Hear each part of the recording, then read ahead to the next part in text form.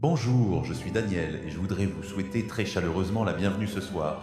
Ce soir, nous lirons le livre d'Éphésiens, une lettre puissante de l'apôtre Paul qui révèle la richesse de la grâce de Dieu, l'unité que nous avons en Christ et l'appel à vivre une vie digne de notre vocation.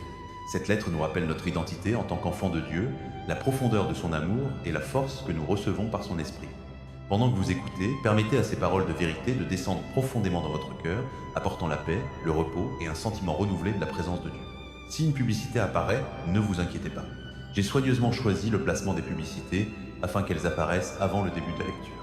Cela permet d'éviter que des publicités ne soient diffusées tout au long de la vidéo et ne perturbent votre sommeil ou votre temps de calme. J'espère que cette attention rendra votre expérience aussi paisible que possible.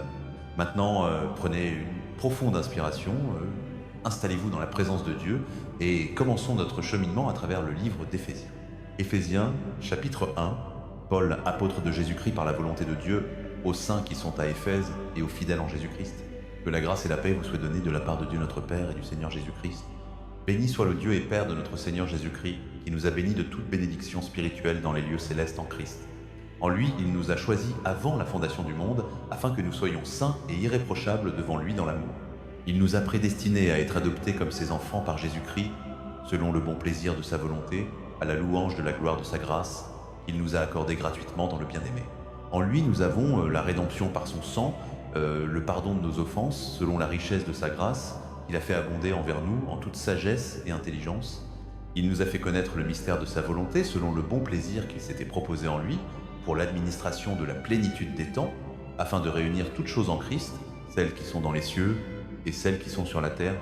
En lui, nous avons aussi été faits héritiers, ayant été prédestinés selon le dessein de celui qui opère toutes choses d'après le conseil de sa volonté, afin que nous servions à la louange de sa gloire, nous qui avons espéré les premiers en Christ. En lui, vous aussi, après avoir entendu la parole de la vérité, l'évangile de votre salut, et y avoir cru, vous avez été scellés du Saint-Esprit promis, lequel est un gage de notre héritage, pour la rédemption de ceux que Dieu s'est acquis, à la louange de sa gloire. C'est pourquoi moi aussi, ayant entendu parler de votre foi dans le Seigneur Jésus et de votre amour pour tous les saints, je ne cesse de rendre grâce pour vous, faisant mention de vous dans mes prières, afin que le Dieu de notre Seigneur Jésus-Christ, le Père de gloire, vous donne un esprit de sagesse et de révélation dans la connaissance de lui. Qu'il illumine les yeux de votre cœur, afin que vous sachiez quelle est l'espérance qui s'attache à son appel, quelles sont les richesses de la gloire de son héritage dans les saints, et quelle est envers nous qui croyons l'infinie grandeur de sa puissance, selon l'efficacité de la force de sa puissance, qu'il a déployée en Christ, en le ressuscitant d'entre les morts et en le faisant asseoir à sa droite dans les lieux célestes, au-dessus de toute domination, de toute autorité, de toute puissance, de toute seigneurie et de tout nom qui se peut nommer, non seulement dans le siècle présent, mais encore dans celui à venir. Il a tout mis sous ses pieds et il l'a donné pour chef suprême à l'Assemblée, qui est son corps, la plénitude de celui qui remplit tout en tous. Éphésiens, chapitre 2. Vous étiez morts par vos offenses et par vos péchés, dans lesquels vous marchiez autrefois selon le cours de ce monde, selon le prince de la puissance de l'air, de l'esprit qui agit maintenant dans les filles de la désobéissance. Nous aussi, nous étions tous autrefois de leur nombre, vivant dans les convoitises de notre chair, accomplissant les désirs de la chair et de la pensée, et nous étions par nature des enfants de colère comme les autres. Mais Dieu, qui est riche en miséricorde, à cause du grand amour dont il nous a aimés, alors même que nous étions morts par nos offenses, nous a rendus vivants avec Christ. C'est par grâce que vous êtes sauvés. Il nous a ressuscités ensemble et nous a fait asseoir ensemble dans les lieux célestes en Jésus-Christ, afin de montrer dans les siècles à venir l'infinie richesse de sa grâce, par sa bonté envers nous en Jésus-Christ. Car c'est par la grâce que vous êtes sauvés, par le moyen de la foi, et cela ne vient pas de vous, c'est le don de Dieu. Ce n'est point par les œuvres, afin que personne ne se glorifie. Car nous sommes son ouvrage, ayant été créés en Jésus-Christ pour de bonnes œuvres, que Dieu a préparées d'avance, afin que nous les pratiquions. C'est pourquoi souvenez-vous que vous étiez autrefois des païens dans la chair, appelés incirconcis par ceux qu'on appelle circoncis, qui le sont en la chair par la main de l'homme. Vous étiez en ce temps-là sans Christ, étrangers à la cité d'Israël, et étrangers aux alliances de la promesse, sans espérance et sans Dieu dans le monde. Mais maintenant en Jésus-Christ, vous qui étiez jadis éloignés, vous avez été rapprochés par le sang de Christ. Car il est notre paix, lui qui des deux n'en a fait qu'un, et qui a renversé le mur de séparation, l'inimitié. Il a aboli dans sa chair la loi des commandements dans ses ordonnances, afin de créer en lui-même, avec les deux, un seul homme nouveau, en établissant la paix, et de les réconcilier l'un et l'autre en un seul corps avec Dieu par la croix, en détruisant par elle l'inimitié. Il est venu annoncer la paix à vous qui étiez loin, et la paix à ceux qui étaient près, car par lui nous avons les uns et les autres accès auprès du Père dans un même esprit.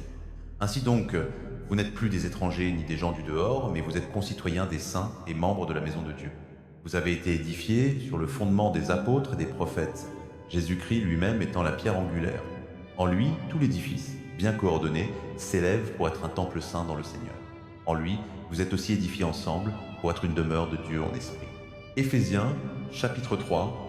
C'est pour cela que moi, Paul, le prisonnier de Jésus-Christ, pour vous les païens, si du moins vous avez appris comment Dieu m'a confié par grâce la charge qui vous concerne. C'est par révélation que le mystère m'a été fait connaître, comme je viens de l'écrire en peu de mots. En les lisant, vous pouvez comprendre l'intelligence que j'ai du mystère de Christ, mystère qui n'a pas été manifesté au Fils des hommes dans les autres générations, comme il a été révélé maintenant par l'Esprit à ces saints apôtres et prophètes. Ce mystère, c'est que les païens sont cohéritiers, membres du même corps, et participants de la promesse en Jésus-Christ par l'Évangile. J'en ai été fait ministre, selon le don de la grâce de Dieu, qui m'a été accordée par l'efficacité de sa puissance. À moi, le moindre de tous les saints, cette grâce a été donnée d'annoncer aux païens les richesses insondables de Christ et de mettre en lumière quelle est la dispensation du mystère caché de tout temps en Dieu qui a créé toutes choses. C'est afin que les dominations et les autorités dans les lieux célestes connaissent aujourd'hui, par l'Assemblée, la sagesse infiniment variée de Dieu, selon le dessein éternel qu'il a accompli en Jésus-Christ notre Seigneur. En lui, nous avons, par la foi en lui, la liberté de nous approcher de Dieu avec confiance. C'est pourquoi je vous demande de ne pas perdre courage à cause de mes tribulations pour vous. Elles sont votre gloire. À cause de cela, je fléchis les genoux devant le Père de notre Seigneur Jésus-Christ, de qui toute famille dans les cieux et sur la terre tire son nom, afin qu'il vous donne, selon la richesse de sa gloire, d'être puissamment fortifié par son esprit dans l'homme intérieur, afin que Christ habite dans vos cœurs par la foi, pour que, étant enracinés et fondés dans l'amour, vous puissiez comprendre avec tous les saints quelle est la largeur, la longueur, la profondeur et la hauteur, et connaître l'amour de Christ, qui surpasse toute connaissance, en sorte que vous soyez remplis jusqu'à toute la plénitude de Dieu, à celui qui peut faire, par la puissance qui agit en nous, infiniment au-delà de tout ce que nous demandons ou pensons, à lui soit la gloire dans l'Assemblée et en Jésus-Christ, dans toutes les générations, au siècle des siècles. Amen. Éphésiens, chapitre 4.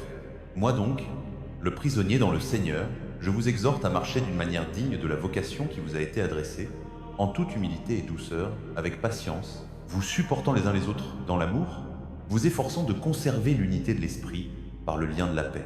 Il y a un seul corps et un seul esprit, comme aussi vous avez été appelés à une seule espérance par votre vocation. Il y a un seul Seigneur, une seule foi, un seul baptême, un seul Dieu et Père de tous, qui est au-dessus de tous, parmi tous et en tous. Mais à chacun de nous, la grâce a été donnée selon la mesure du don de Christ. C'est pourquoi il est dit, étant monté en haut, il a emmené des captifs et il a fait des dons aux hommes. Or, que signifie il est monté, sinon qu'il est aussi descendu dans les régions inférieures de la terre. Celui qui est descendu, c'est le même qui est monté au-dessus de tous les cieux afin de remplir toutes choses. Et il a donné les uns comme apôtres, les autres comme prophètes, les autres comme évangélistes, les autres comme pasteurs et docteurs, pour le perfectionnement des saints en vue de l'œuvre du service et de l'édification du corps de Christ, jusqu'à ce que nous parvenions tous à l'unité de la foi et de la connaissance du Fils de Dieu, à l'état d'homme fait, à la mesure de la stature parfaite de Christ, afin que nous ne soyons plus des enfants flottants et emportés à tout vent de doctrine, par la ruse des hommes, par leur habileté dans les manœuvres d'erreur, mais qu'en disant la vérité dans l'amour, nous croissions à tous égards en celui qui est le chef Christ. C'est de lui que tout le corps, bien coordonné et formant un solide assemblage par l'assistance de toutes les jointures, selon l'activité qui convient à chaque partie, tire son accroissement pour l'édification de lui-même dans l'amour. Voici donc ce que je dis et ce que j'affirme dans le Seigneur, vous ne devez plus marcher comme les païens marchent, dans la vanité de leurs pensées. Ils ont l'intelligence obscurcie, ils sont étrangers à la vie de Dieu à cause de l'ignorance qui est en eux, à cause de l'endurcissement de leur cœur. Ayant perdu tout sentiment, ils se sont livrés à la débauche pour commettre toute espèce d'impureté avec avidité. Mais vous, ce n'est pas ainsi que vous avez appris Christ, si du moins vous l'avez entendu et si vous avez été instruit en lui, conformément à la vérité qui est en Jésus à vous dépouiller, en ce qui concerne votre conduite passée, du vieil homme qui se corrompt par les convoitises trompeuses, à être renouvelé dans l'esprit de votre intelligence, et à revêtir l'homme nouveau, créé selon Dieu dans une justice et une sainteté que produit la vérité. C'est pourquoi, ayant renoncé au mensonge, que chacun de vous parle selon la vérité à son prochain, car nous sommes membres les uns des autres. Si vous vous mettez en colère, ne péchez point, que le soleil ne se couche pas sur votre colère, et ne donnez pas accès au diable. Que celui qui dérobait ne dérobe plus, mais qu'il travaille, en faisant de ses mains ce qui est bien, pour avoir de quoi donner à celui qui est dans le besoin. Qu'aucune parole mauvaise ne sorte de votre bouche, mais seulement celle qui est bonne pour l'édification selon le besoin, afin qu'elle communique la grâce à ceux qui l'entendent. N'attristez pas le Saint-Esprit de Dieu, par lequel vous avez été scellés pour le jour de la rédemption. Que toute amertume, toute animosité, toute colère, toute clameur, toute calomnie et toute méchanceté disparaissent du milieu de vous. Soyez bons les uns envers les autres, compatissants, vous pardonnant réciproquement comme Dieu vous a pardonné en Christ. Éphésiens chapitre 5. Devenez donc les imitateurs de Dieu comme des enfants bien-aimés et marchez dans l'amour à l'exemple de Christ qui nous a aimés et qui s'est livré lui-même pour nous comme une offrande et un sacrifice de bonne odeur à Dieu. Que l'impudicité, aucune espèce d'impureté ou la cupidité ne soit même pas nommée parmi vous comme il convient à des saints, qu'on n'entende ni paroles honteuses, ni propos insensés, ni plaisanteries grossières, choses qui sont inconvenantes, mais plutôt des actions grasses. Car, sachez-le bien, aucun impudique, aucun impur, aucun cupide, qui est un idolâtre, n'a d'héritage dans le royaume de Christ et de Dieu. Que personne ne vous séduise par de vaines paroles, car c'est à cause de ces choses que la colère de Dieu vient sur les fils de la désobéissance. N'ayez donc aucune part avec eux. Autrefois vous étiez ténèbres, et maintenant vous êtes lumière dans le Seigneur. Marchez comme des enfants de lumière, car le fruit de la lumière consiste en toute bonté, en toute justice et en toute vérité. Examinez ce qui est agréable au Seigneur, et ne prenez point part aux œuvres infructueuses des ténèbres, mais plutôt condamnez-les, car il est honteux même de dire ce que font en secret ceux qui désobéissent. Mais tout ce qui est repris par la lumière devient manifeste, car tout ce qui devient manifeste est lumière. C'est pourquoi il est dit « Réveille-toi, toi qui dors, relève-toi d'entre les morts, et Christ t'éclairera. Prenez donc garde de vous conduire avec circonspection, non comme des insensés, mais comme des sages, rachetant le temps, car les jours sont mauvais. C'est pourquoi ne soyez pas inconsidérés, mais comprenez quelle est la volonté du Seigneur. Ne vous enivrez pas de vin, c'est de la débauche, soyez au contraire remplis de l'esprit, vous entretenant par des psaumes, par des hymnes et par des cantiques spirituels, chantant et célébrant le Seigneur de tout votre cœur, rendant toujours grâce pour toutes choses à Dieu le Père, au nom de notre Seigneur Jésus-Christ, vous soumettant les uns aux autres dans la crainte de Christ. Femmes, soyez soumises à vos maris comme au Seigneur, car le mari est le chef de la femme, comme Christ est le chef de l'Assemblée, qui est son corps et dont il est le Sauveur. Or, de même que l'Assemblée est soumise à Christ, les femmes doivent l'être à leur mari en toutes choses. Maris, aimez vos femmes, comme Christ a aimé l'Assemblée, et s'est livré lui-même pour elle, afin de la sanctifier, en la purifiant par le lavage d'eau par la parole, afin de faire paraître devant lui cette Assemblée glorieuse, sans tache, ni ride, ni rien de semblable, mais sainte et irréprochable. C'est ainsi que les maris doivent aimer leurs femmes comme leur propre corps. Celui qui aime sa femme s'aime lui-même. Car jamais personne n'a haï sa propre chair, mais il la nourrit et en prend soin, comme Christ le fait pour l'Assemblée, parce que nous sommes membres de son corps. C'est pourquoi l'homme quittera son père et sa mère et s'attachera à sa femme, et les deux deviendront une seule chair. Ce mystère est grand, mais je dis cela par rapport à Christ et à l'Assemblée. Du reste, que chacun de vous aime sa femme comme lui-même, et que la femme respecte son mari. Éphésiens chapitre 6. Enfants, obéissez à vos parents dans le Seigneur, car cela est juste. Honore ton père et ta mère, c'est le premier commandement avec une promesse, afin que tu sois heureux et que tu vives longtemps sur la terre. Et vous, pères, n'irritez pas vos enfants, mais élevez-les en les corrigeant et en les instruisant selon le Seigneur. Serviteurs, obéissez à vos maîtres terrestres avec crainte et tremblement, dans la simplicité de votre cœur comme à Christ, non pas seulement sous leurs yeux, comme pour plaire aux hommes, mais comme des serviteurs de Christ, faisant de bon cœur la volonté de Dieu. Servez-les avec empressement, comme servant le Seigneur et non des hommes, sachant que chacun, esclave ou libre, recevra du Seigneur le bien qu'il aura fait. Et vous, maîtres, agissez de même à leur égard, laissant les menaces, sachant que leur maître et le vôtre est dans les cieux, et qu'il n'y a point de favoritisme auprès de lui. Au reste, fortifiez-vous dans le Seigneur, et par sa force toute puissante, revêtez-vous de toutes les armes de Dieu, afin de pouvoir tenir ferme contre les ruses du diable. Car nous n'avons pas à lutter contre la chair et le sang, mais contre les dominations, contre les autorités, contre les princes de ce monde de ténèbres, contre les esprits méchants dans les lieux célestes. C'est pourquoi prenez toutes les armes de Dieu, afin de pouvoir résister dans le mauvais jour et tenir ferme après avoir tout surmonté.